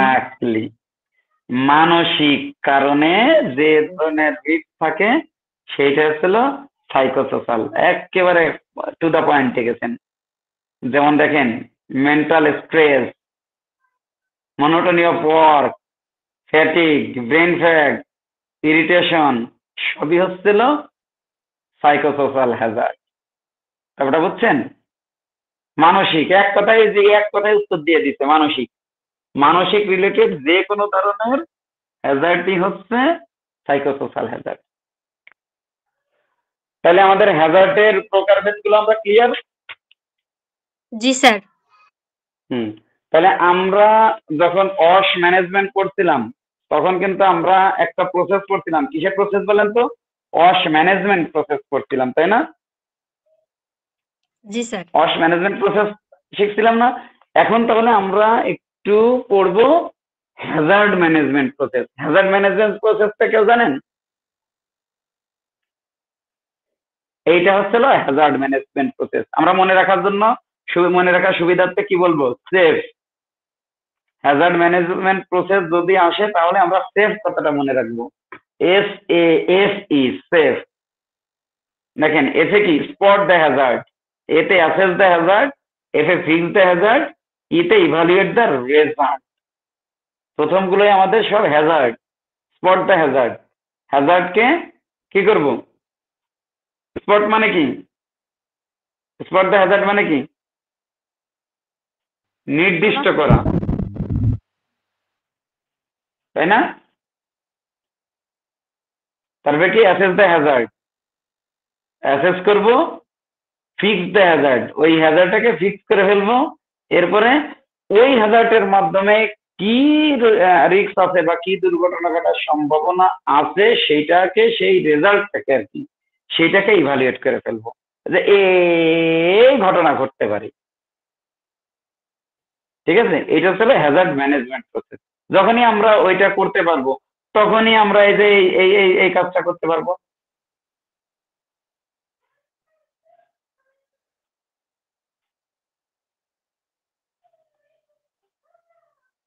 এই যে ওয়াশ ম্যানেজমেন্ট করে ফেলতে পারবো। প্রথমটা দেখেন প্রসেস যেটা, তাই না? যখনই আমরা হ্যাজার্ড ম্যানেজমেন্ট প্রসেসটা জানবো, হ্যাজার্ড ম্যানেজমেন্ট করে ফেলতে পারবো, তখনই আমরা ওয়াশ ম্যানেজমেন্টটাও করে ফেলতে পারবো। দেখেন এর সাথে এটা কিন্তু রিলেটেড। যদি আমি হ্যাজার্ড ম্যানেজমেন্ট না করতে পারি তাহলে কিন্তু ওয়াশ ম্যানেজমেন্টটা আমরা করতে পারবো না। তো ওয়াশ ম্যানেজমেন্ট করার প্রসেসিং এর প্রথম ধাপই হচ্ছিল হ্যাজার্ড ম্যানেজমেন্ট করা। তাহলে হ্যাজার্ড ম্যানেজমেন্ট আমরা করলাম কিভাবে? স্পটের মাধ্যমে, সরি সেফের মাধ্যমে। Spot the hazard, assess the hazard, fix the hazard, evaluate the result. যখন আমরা হ্যাজার্ড ম্যানেজমেন্ট করে ফেলছি তারপরে কি করতে পারবো? ওয়াশ ম্যানেজমেন্ট করতে পারবো। তার মানে এবার আইডেন্টিফাই হ্যাজার্ড তো করেই ফেললাম, ওইটার মধ্যে এইটা সব চলে আসতেছে। এরপরে অ্যাসেসিং রিস্ক, তারপরে অ্যাকশন, তারপরে হচ্ছে হলো ইফেক্টিভনেস মনিটরিং করা। এগুলো সবই আমরা পরবর্তী ধাপে করতে পারতেছি। ক্লিয়ার এটা?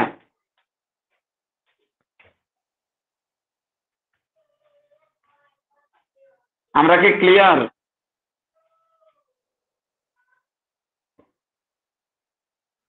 জি স্যার। কথা বলে না। হ্যাঁ, এখন দেখেন আমরা তো এতক্ষণ ধরে কি করতেছিলাম? হ্যাজার্ড ম্যানেজমেন্ট করতেছিলাম। এখন হ্যাজার্ডটা কন্ট্রোল করবো কিভাবে? হ্যাজার্ড তো ম্যানেজমেন্ট এর একটা, এই যে এটা তো আমরা করলাম হচ্ছে হলো কেবলমাত্র ম্যানেজমেন্ট করতেছি যে এই করতে হবে। তাহলে আমাদের কন্ট্রোল করা লাগবে না, শুধু কি ম্যানেজমেন্ট করলে হবে? যে আমরা যেটা বললাম যে সেফ, এই যে spot the hazard, assess the hazard, fix the hazard, evaluate the result, evaluate result করলাম, করার পরে দেখলাম যে হ্যাঁ এটা তো অনেক রিস্ক আছে, তাই না? অনেক রিস্ক আছে। তাহলে কি ওই জায়গায় বসে থাকলে হবে? বলেন। না স্যার, এটা নিয়ন্ত্রণ করতে হবে। হ্যাঁ এক্স্যাক্টলি, এটাকে কন্ট্রোল করতে হবে, তাই না? এই হ্যাজার্ডটাকে কন্ট্রোল করতে হবে। তাহলে কন্ট্রোল করার জন্য আমার কিছু স্টেপস মেনটেন করতে হবে, সেই স্টেপস গুলো কি দেখেন? এই হচ্ছিল সেই স্টেপ। প্রথমে আমাদের কি করতে হবে? হ্যাজার্ড আইডেন্টিফিকেশন, হ্যাজার্ড আইডেন্টিফাই করতে হবে, হ্যাজার্ড ইনভেন্টরি, হ্যাজার্ড র্যাঙ্কিং করতে হবে।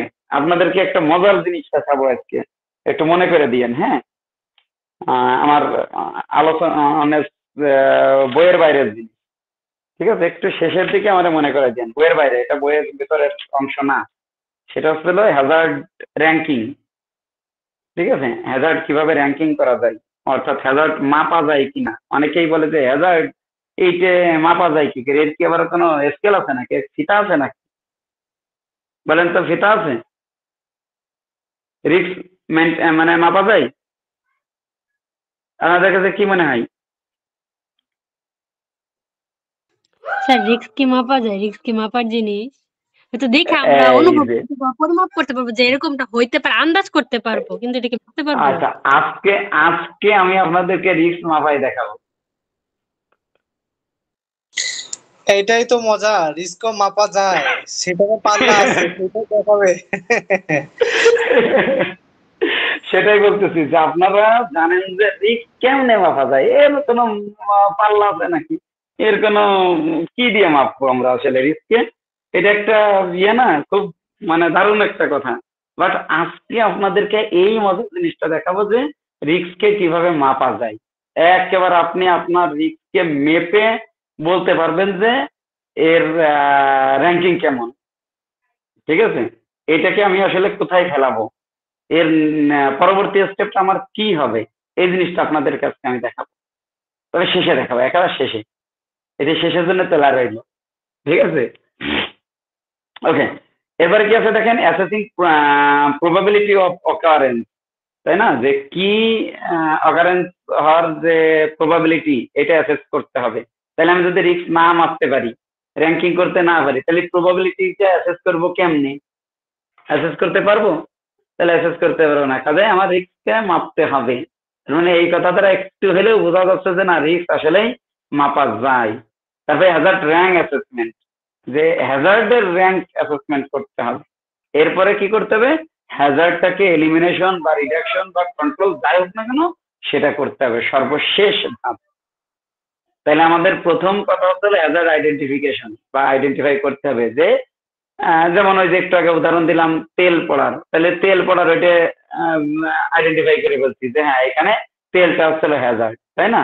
তারপরে ইনভেন্টরি র্যাঙ্কিং, এখন র্যাঙ্কিং এ যে আমি র্যাঙ্কিং করতে হবে যে আসলেই এটা কোন অবস্থায় যাবে, এই যে তেলটা আসলে কোন ধরনের হ্যাজার্ড।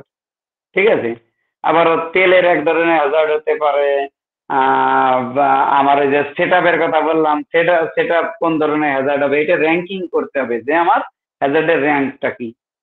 তারপরে কি করতে হবে যে এই যে হ্যাজার্ড এর মাধ্যমে কি পরিমাণ ক্ষয়ক্ষতির সম্ভাবনা আছে, তাই না? এইটা অ্যাসেস করতে হবে। তারপরে কি যে ওইটা যখন আমি দেখলাম যে হ্যাঁ ক্ষতির পরিমাণ তো এরকম হচ্ছে, ওই যে আমি যখন ওই এটা দেখাবো আপনাদের ওই স্কেলটা দেখাবো, তখন বুঝতে পারবেন যে এর ক্ষতির পরিমাণ কত। যখন ক্ষতির পরিমাণ আমি নির্ধারণ করতে পারবো, তখনই আমি বুঝতে পারবো এই হ্যাজার্ডটাকে আসলে আমার কিভাবে কন্ট্রোল করতে হবে, এটা এলিমিনেট করতে হবে নাকি রিডিউস করতে হবে, নাকি অন্য কোনো পন্থা অ্যাপ্লাই করে এটাকে কন্ট্রোল করা যাবে। এটা তখন আমরা সিদ্ধান্ত গ্রহণ করতে পারবো। এইটাই মূলত হ্যাজার্ড কন্ট্রোলের স্টেপ। ক্লিয়ার সবাই?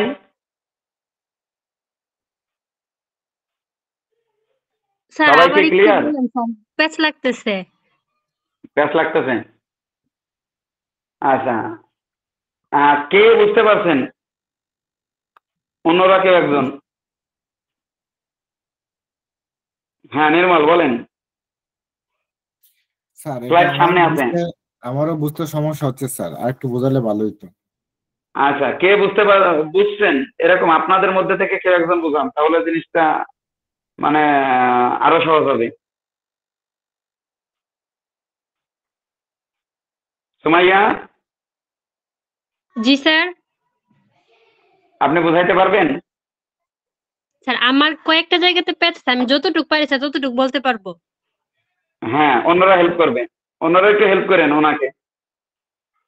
স্যার হ্যাজার্ড ফার্স্ট স্টেপ তো হ্যাজার্ড আইডেন্টিফিকেশন, ওইখানে স্যার তো আমরা প্রথমে হ্যাজার্ডটাকে আইডেন্টিফাই করব। আর হ্যাজার্ড ইনভেন্টরি তো স্যার কোন ধরনের হ্যাজার্ড আছে বা কোন ধরনের হ্যাজার্ড ওইটাকে আমরা মানে নিশ্চিত করব বা চিহ্নিত করব, ওইরকম কিছু ইনভেন্টরিটা।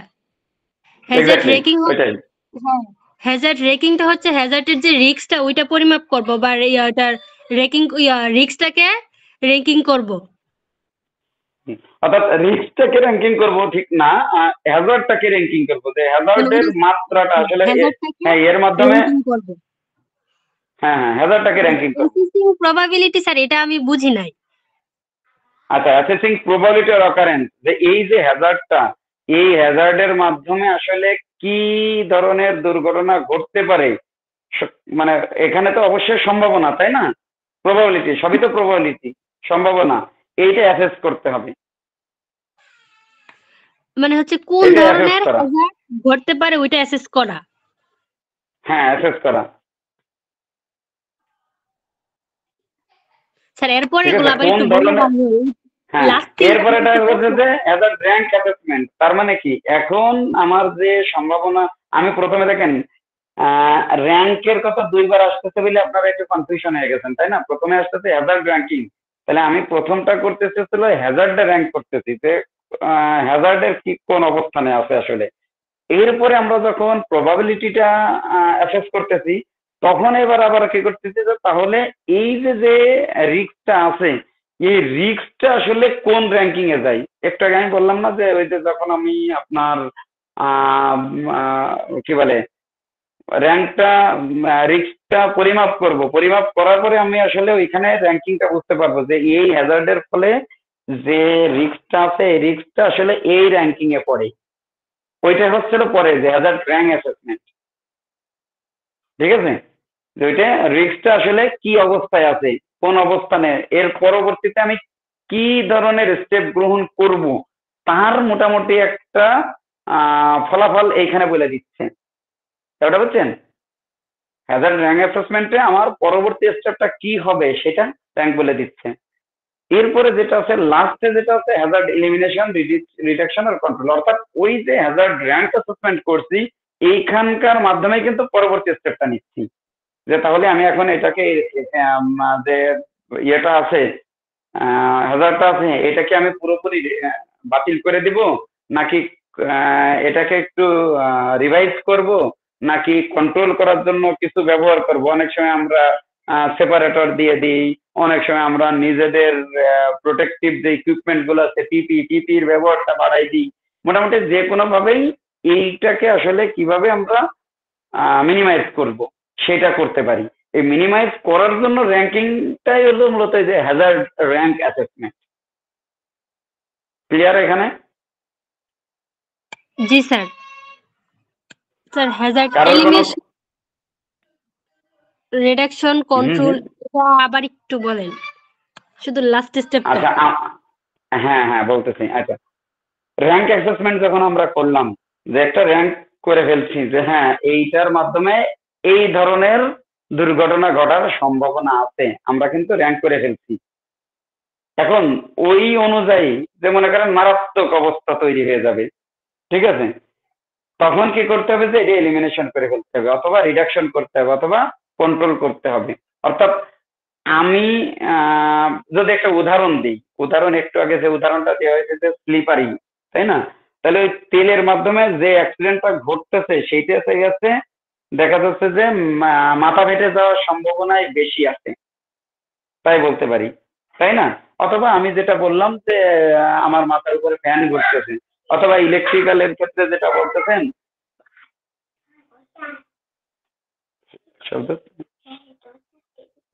আচ্ছা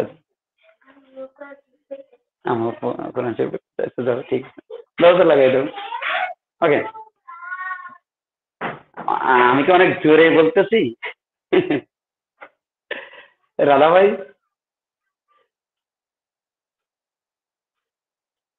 রানা ভাই কি আছে না নেই?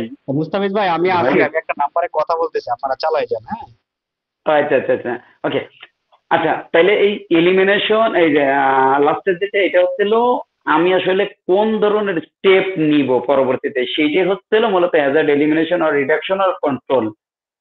যে আমি যে রিস্কটা অ্যাসেস করলাম এর পরবর্তী পদক্ষেপ, যে আমি ওইটাকে বাদ দিব, যে হ্যাজার্ড মানে কি, আমার ওই বস্তুটা যার মাধ্যমে ঘটনাটা ঘটতেছে ওই জিনিসটাকে আমি কি একেবারে এলিমিনেট করে দিব, নাকি এটা রিডিউস করব, নাকি অন্য কোনো উপায়ে কন্ট্রোল করব, সেই স্টেপটাই হচ্ছিল এইটা।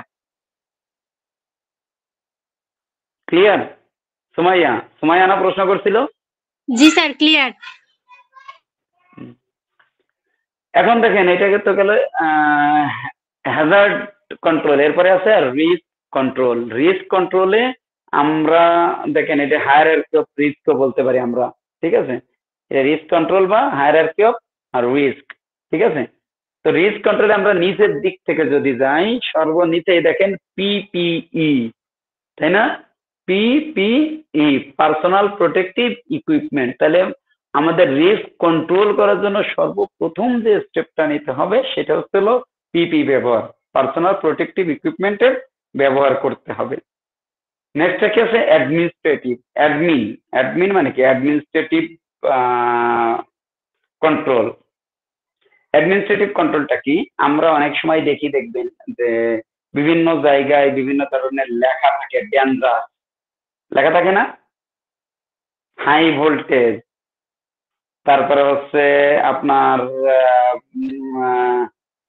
এখানে আগুন জ্বালানো নিষেধ, এই ধরনের এই যে কথাগুলো লেখা থাকে, বা অনেক সময় অনেক চিহ্ন দেওয়া থাকে। একটু আগে আমি দেখেন কিছু চিহ্ন ব্যবহার করছিলাম, দেখেন এই যে কেমিক্যাল হ্যাজার্ডের উপরে দেখেন তো কোনার দিকে একটা চিহ্ন দেখতে পাচ্ছেন? জি স্যার, দেখতে পাচ্ছি হলুদ কালার সিম্বল। ওই যে হ্যাঁ, হলুদ কালারের সিম্বলটা, ওইটা দেখলেই কিন্তু বোঝা যায় যে এটা ছিল কেমিক্যাল হ্যাজার্ড। আবারও দেখেন এই যে চিহ্নটা দিচ্ছি উপরে কর্নারে, এটা দেখেই বোঝা যায় যে এটা হচ্ছে আর্গোনমিক হ্যাজার্ড। এই যে চিহ্নটা দিচ্ছি এটা দেখেই বোঝা যায় এটা ফিজিক্যাল হ্যাজার্ড। দেখেন আমি প্রত্যেকটাই, আপনারা হয়তো ওই সময় খেয়াল করেন নাই, দেখেন প্রত্যেকটাই কিন্তু এই কোনায় একটা সিম্বল দেওয়া আছে। ওই সময় আপনারা বুঝতেই পারেন নাই যে ঘটনা কি, ওইটা কেন দেওয়া আছে, ডিজাইন করার জন্য দিয়েছে না, এটা ডিজাইন করার জন্য দেওয়া নেই, এটা বোঝার জন্য দেওয়া। দেখেন এটা হচ্ছিল বায়োলজিক্যাল হ্যাজার্ড, যেখানে বায়োলজিক্যাল হ্যাজার্ড আছে সেখানেই দেখবেন এই ধরনের সিম্বল দেওয়া আছে। তো এই যে যে সিম্বলটা, এটা হচ্ছে অ্যাডমিনিস্ট্রেটিভ কন্ট্রোল বা অ্যাডমিন কন্ট্রোল। ক্লিয়ার? বুঝতে পারছেন? এটা হচ্ছিল অ্যাডমিন। এখানে কি থাকে দেখেন, স্টেপ ওয়ার্ক প্রসিডিউর, অনেক সময় প্রসিডিউর লেখা থাকে, ইনফরমেশন থাকে, ইন্ডাকশন থাকে, রোটেশন, এই যে জব রোটেশন থাকে। জব রোটেশন বলতে ওই যে মানে শিফট থাকে। অর্থাৎ লিখিত কোনো কিছু, লিখিত হতে পারে, সিম্বল হতে পারে, যাই হোক না কেন, মোটামুটি লিখিত কোনো কিছু হলে সেটাকে বলা হয় অ্যাডমিনিস্ট্রেটিভ কন্ট্রোল বা অ্যাডমিন, ঠিক আছে? অ্যাডমিনিস্ট্রেটিভ কন্ট্রোল বলা হয়। এরপরে আছে দেখেন ইঞ্জিনিয়ারিং কন্ট্রোল। ইঞ্জিনিয়ারিং কন্ট্রোলটা কি? এটা হচ্ছিল কৌশল অ্যাপ্লাই করা। ইঞ্জিনিয়ারিং কন্ট্রোলটা মূলত কৌশল, এই যে design, adopt a safer process, enclosure, isolate, ventilation, এইগুলো সবই হচ্ছিল ইঞ্জিনিয়ারিং কন্ট্রোল। আমি উদাহরণ দিই, ছোট্ট একটা উদাহরণ দিলে আরো ক্লিয়ার হবে আপনাদের। মনে করেন আমরা অনেক সময় যেটা হয় যে ওই যে মাল্টিপ্লাগ বা কোনো প্লাগ আমরা ব্যবহার করে থাকি, তাই না? অনেক সময় দেখা যাচ্ছে ওই তারটা লিক হয়ে যাচ্ছে, হয় না? লিকেজ হয় না তারটা? তখন আমরা ওই তারটাকে সুরক্ষিতভাবে, সঠিকভাবে আমরা ব্যবহার করার জন্য ওর গায়ে টেপ পেঁচাই দিই। এই যে টেপটা পেঁচাইলাম, এইটাই হচ্ছিল ইঞ্জিনিয়ারিং কন্ট্রোল। তবে আমার অবশ্যই মনে রাখতে হবে, মাথায় রাখতে হবে যে ইঞ্জিনিয়ারিং কন্ট্রোল কোনো লং প্রসেসিং না, এটা লং টাইমের জন্য না, এইটা শুধুমাত্র ওই সময়ে কাজটাকে কমপ্লিট করার জন্য। ওই যে যেমন আমি গতকালকে একটা 4 ডাইমেনশন যখন আমি আলোচনা করতেছিলাম, তখন বলছিলাম না যে জব রোল এনভায়রনমেন্ট, এনভায়রনমেন্ট যেমনই হোক না কেন, ওই এনভায়রনমেন্টে আমাকে কাজটা কমপ্লিট করতে পারা, করে নিয়ে যাওয়া, শেষ করতে পারার যে অ্যাবিলিটি থাকে, তো এইটা হচ্ছিল ওই অ্যাবিলিটি, মানে ওই কাজটা কমপ্লিট করার জন্য একটা কৌশল হচ্ছিল ইঞ্জিনিয়ারিং কন্ট্রোল। আমি যখন কোনো রিস্ক দেখতেছি যে এই হ্যাজার্ডের মাধ্যমে এই ধরনের একটা রিস্ক আছে, তখন ওইটাকে আমি যাতে ওই রিস্ককে মানে রিমুভ করার জন্য বা কমানোর জন্য, ডিরেক্টলি তো রিমুভ করা যাবে না, কমানোর জন্য আমরা যে কন্ট্রোলটা করতেছি, যে সিস্টেমটা অ্যাপ্লাই করতেছি, সেটা হচ্ছিল ইঞ্জিনিয়ারিং কন্ট্রোল। ক্লিয়ার এটা?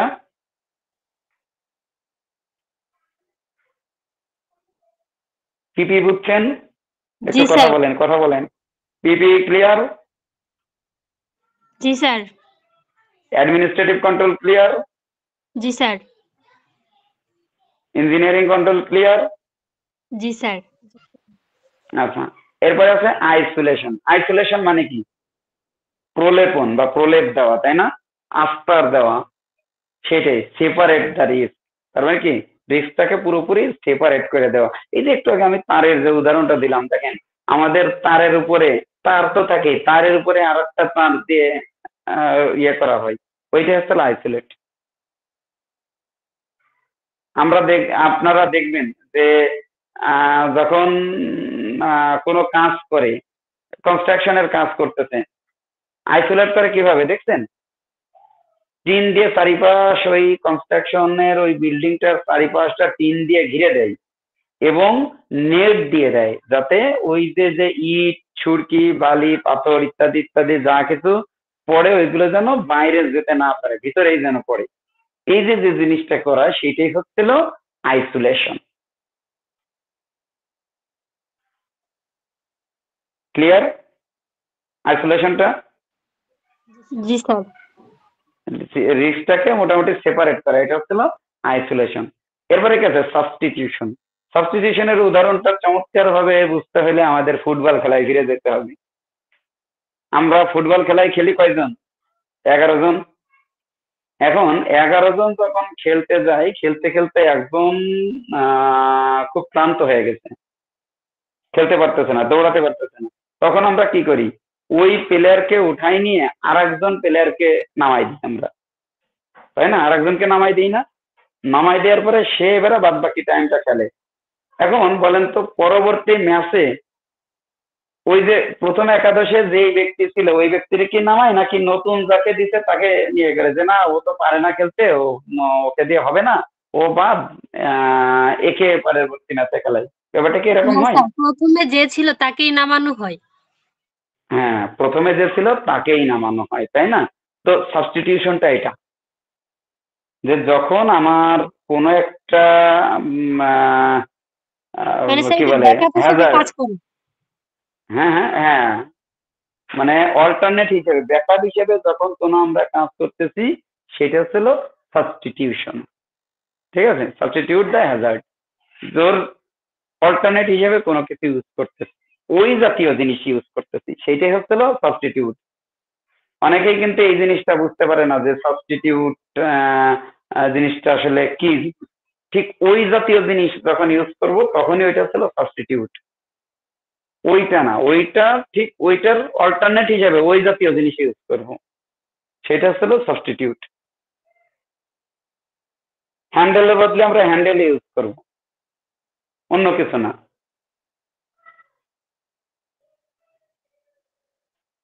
ক্লিয়ার? স্যার এটা আবার একটু বলেন স্যার।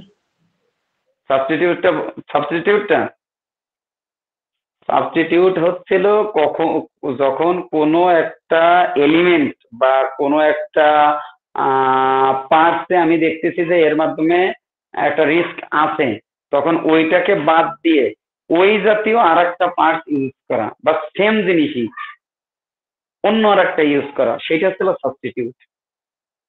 ওই যে যেমন একটু আগে আমি যে উদাহরণটা দিলাম, একটা ফুটবলার তুলে ফেলতেছি, কিন্তু আবার নামাচ্ছে কি ক্রিকেটার? কি নামাচ্ছি? ফুটবলার নামাচ্ছি না?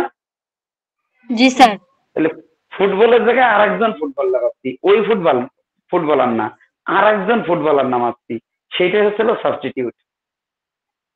তো সাবস্টিটিউটটা তাই যে ওই জাতীয় জিনিস নামানো, ওই জাতীয় জিনিস ব্যবহার করা। মনে করেন আমি প্লাগের জায়গায় যদি মানে মাল্টিপ্লাগ, একটা মাল্টিপ্লাগ নষ্ট হয়ে গেছে, তাহলে ওই মাল্টিপ্লাগটাকে সরাই দিয়ে আর একটা মাল্টিপ্লাগ ইউজ করা, এইটা হচ্ছিল সাবস্টিটিউট। জি স্যার। এবার তো ক্লিয়ার হয়েছে? জি স্যার। আচ্ছা, এরপরে কি আছে? এলিমিনেশন। এলিমিনেশনটা হলো রিমুভ দ্য রিস্ক।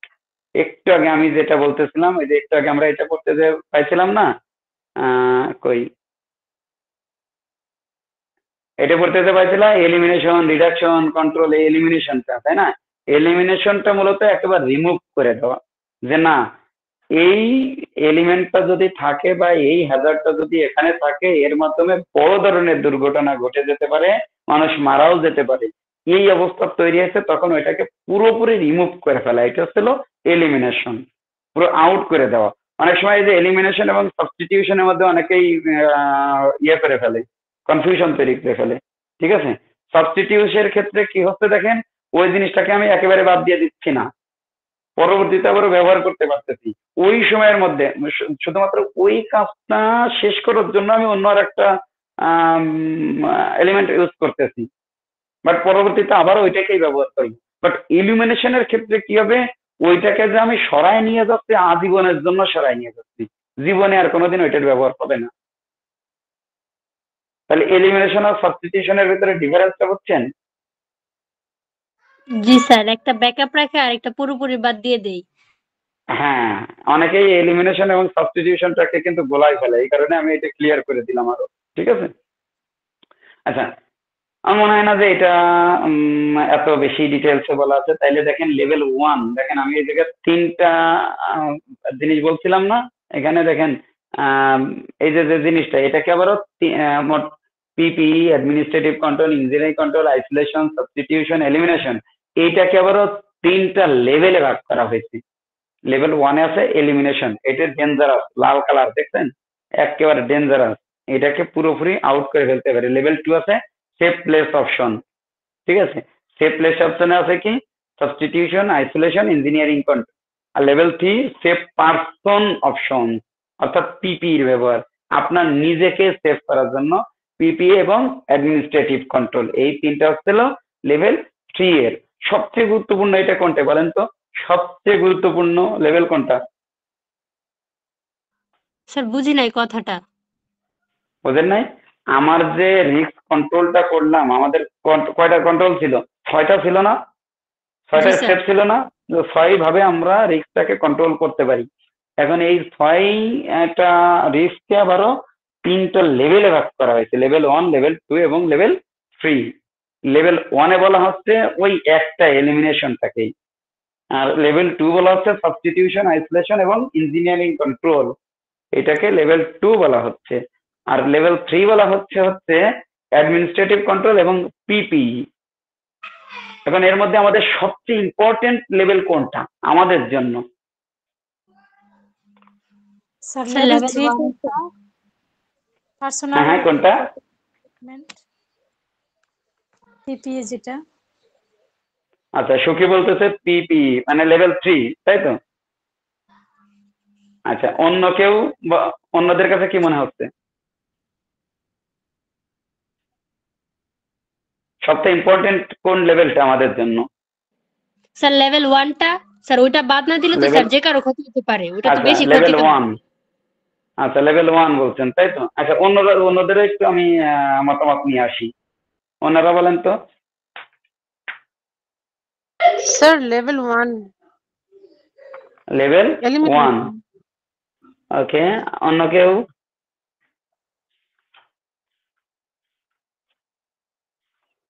আর একজন বলেন।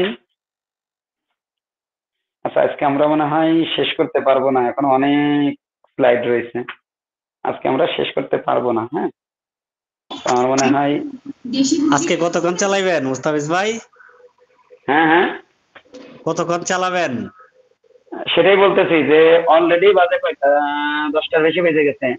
শেষ করতে গেলে এখনো অনেকগুলো স্লাইড বাকি আছে, তো আমার মনে হয় আমরা শেষ করে দিতে পারি আর কি, আর 1-2টা স্লাইড করেই। ওকে, আমি আর একটা স্লাইড করে শেষ করে দিব। আচ্ছা ঠিক আছে। এরপরে আর একটা স্লাইড করবো, ঠিক আছে, করে আমরা শেষ করে দিব। একটা স্লাইড আর হচ্ছে ওই যে আমরা রিস্ক অ্যাসেসমেন্টের ওইটা একটু সময় লাগবে, ওইটা কি আজকে করবো না নেক্সট দিন করবো? রিস্কটাকে মাপবো, আপনারা বলেন। স্যার কোনটা? ওই যে একটু আগে বলছিলাম রিস্ককে মাপা যায়, পরিমাপ করা যায়, সেই পরিমাপ করাটা দেখাবো তো আপনাদেরকে। ওইটা ফিজিক্যাল দেখাইতে পারলে আরো সুন্দর হয়, অনলাইনে অত সুন্দর। বেশি বড় নাকি বেশি ছোট? একটু সময় লাগবে, একটু সময় লাগবে, এটা বোঝার ব্যাপার তো। ওইটা একটু সময় লাগবে, অন্তত 15-20 মিনিট লাগবে। এটা ফিজিক্যাল বললাম না, ফিজিক্যাল বোঝাইতে গেলে চমৎকার ভাবে বোঝানো যায়। অনলাইনে জানি না কতটা সুন্দর করে বোঝাইতে পারবো, ফিজিক্যাল হলে চমৎকার ভাবে বোঝাইতে পারতাম। সমস্যা নেই, অনলাইনে বুঝে রাখেন। আর নেক্সট আমরা যেদিন ফিজিক্যাল ক্লাস করবো এটা একেবারে ফিজিক্যালি আরো সুন্দর করে বুঝাই দিব। স্যার তাহলে ঠিক আছে? আজকে আমাদেরকে এটা স্যার হালকা একটু করান, বাকিটা কালকে একদম ক্লিয়ার করে দিলে না ভালো হতো ওইটা স্যার। হালকা না, না না না না, হালকা হালকার মধ্যে হালকা হইলে কোনো কথা নেই, করলে পুরোটাই করতে হবে, হালকা করা যায় না। আমার সমস্যা নাই, যদি স্যার অন্যদের প্রবলেম না থাকে তাহলে আজকে করাইতে পারেন, আর যদি প্রবলেম থাকে স্যার তাহলে কালকে করান। আচ্ছা ওইটা দেখতেছি, ওইটা পরে দেখতেছি, ওইটা লাইনে পরে যাচ্ছে, আগে এটা শেষ করে নি। এখন বলেন আপনারা, অন্যান্যরা বলেন, লেভেল 1, 2, 3 এটার মধ্যে সবচেয়ে আমাদের জন্য ইম্পর্টেন্ট কোন লেভেলটা? Sir level 3। লেভেল আমাদের জন্য? হ্যাঁ আমাদের জন্য। অনেকেই লেভেল 1 বলছেন, অনেকেই লেভেল 3 বলছেন, তাই না?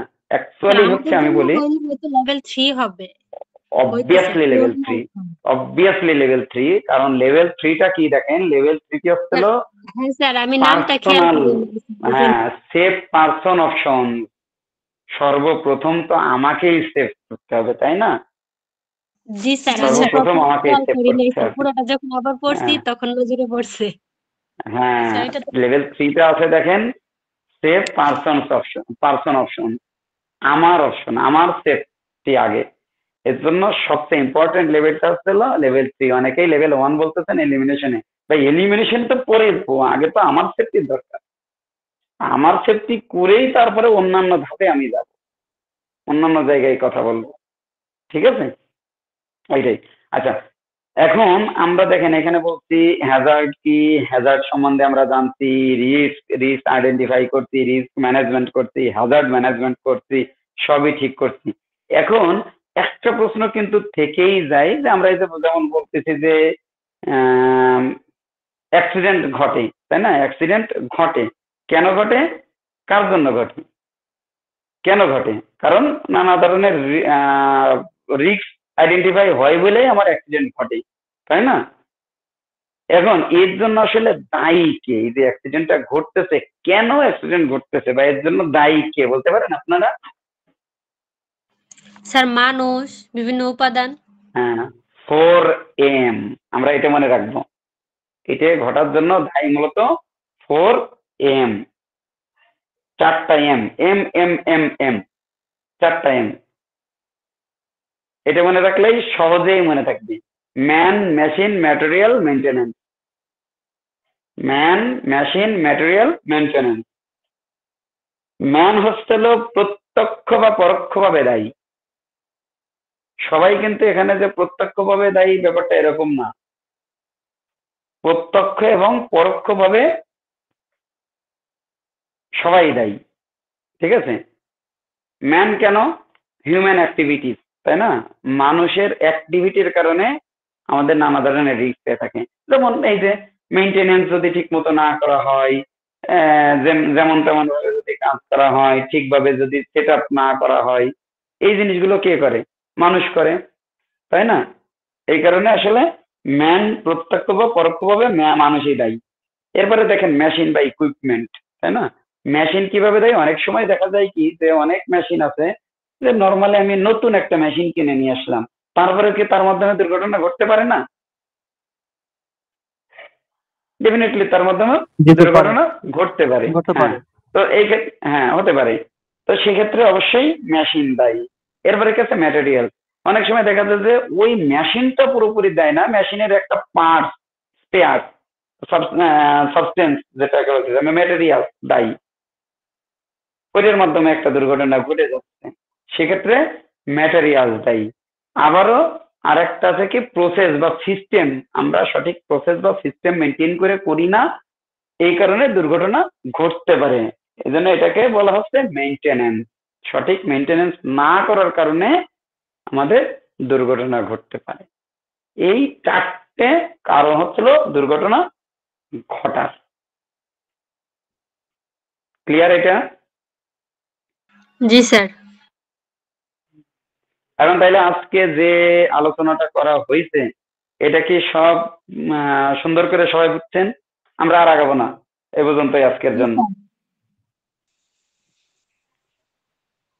নতুন করে কোনো কিছু মানে আমরা যদি আবার একটু শুরু থেকে যাই, যাবো শুরু থেকে একবার জাস্ট শুধু।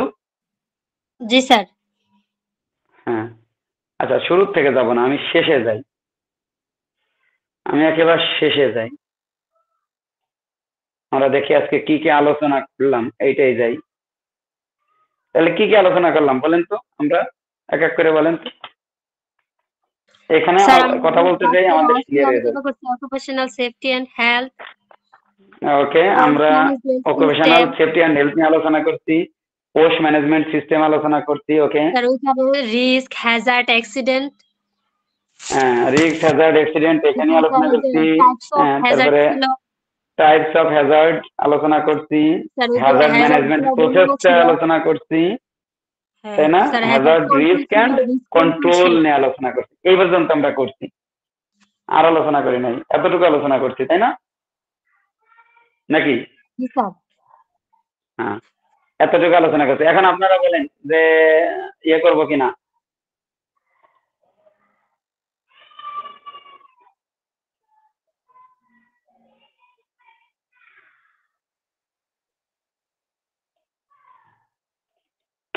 আমরা ওইটা কি এখন করব নাকি পরে করব?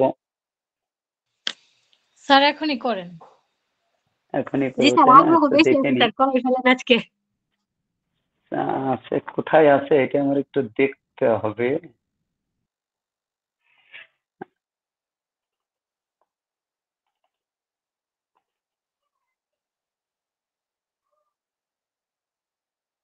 মুস্তাফিজ ভাই, একদিনে কি সব ক্লাস করাই ফেলবেন? না না না না, আচ্ছা ওইটা আপনাদেরকে আমি খুঁজে পাচ্ছি না, কোথায় যেন রাখছি। ওইটা আমি নেক্সট ক্লাসে দেখাবানে আপনাদের ওই রিস্ক অ্যাসেসমেন্টটা। ঠিক আছে, কোথায় যেন রাখছি, হ্যাঁ খুঁজে পাচ্ছি না। হ্যাঁ, রেকর্ড ক্লোজ।